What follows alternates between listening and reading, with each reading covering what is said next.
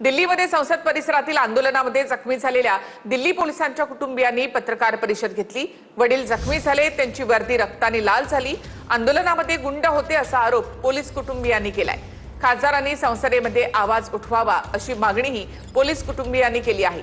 तर भाजपच्या गुंडांकडूनच दिल्ली पोलिसांवर दगडफेक करण्यात आली असा आरोप अभिजित दीपके यांनी केलाय।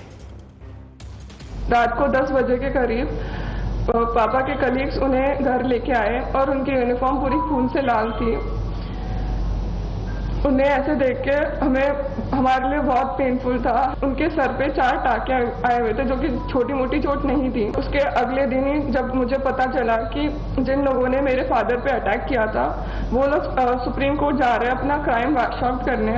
एक स्टोन उनके हेड पे हिट कर गया एंड उनका सर फट गया और उन्हें इंजरी हो गई। मैं जो प्रोटेस्ट था वो स्टूडेंट प्रोटेस्ट था, पर उसमें बस स्टूडेंट्स नहीं थे, उसमें राउडीज थे, उसमें गुंडे थे जो इस अपॉर्चुनिटी का यूज करे थे टू क्रिएट केओस और पुलिस वालों को इंजर करने के लिए, उन्हें हर्ट करने के लिए। तो ड्यूटी के दौरान हेलमेट दिया जाता है, उनका हेलमेट भी पूरी तरह से टूट गया था और यदि कोई पत्थर का टुकड़ा हेलमेट टूटने के बाद उनके सर पर लगता तो शायद वो आज इस दुनिया में नहीं रहते। उनके राइट के बारे में या उनकी ड्यूटी पे जो उन पर हमले होते हैं उनके बारे में संज्ञान लिया जाए। मेरे प्रतिनिधि इस चीज के लिए जो संसद में चुने हुए हैं वो संज्ञान लें। पोलिसांवर जी दगडफेक करण्यात आली ती भाजपच्याच गुंडांनी करण्यात आलेली आहे।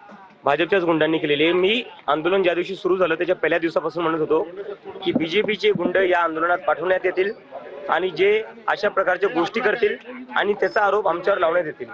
हे जे काय केलेले बाहेरून जे भाजपने गुंडे पाठवले होते त्यांनीच केले होते आणि जे पोलिसांसोबत झाले तेही वाईट आहे। दगड कोणी आणून ठेवली होती? दगडांनी भरलेला जर ट्रक उभा होता जंतर मंतरवर तो कसं काय आला? तो पोलिसांनी जाणून ठेवला हे मला कसं काय माहिती? जेव्हा मी पोलिसांना विचारलं हा दगडांनी भरलेला ट्रक इथं करतो काय 20 जुलैला सकाळी, तेव्हा पोलिसांनी मला सांगितलं हा एमसीडीचा ट्रक आहे। दगडांनी भरलेला ट्रक हा जंतर मंतरवर काय करत होता? तर हे सगळं बीजेपीच्या प्लॅनिंगनी झालेलं आहे। बीजेपीच्याच लोकांनी पोलिसांवर दगड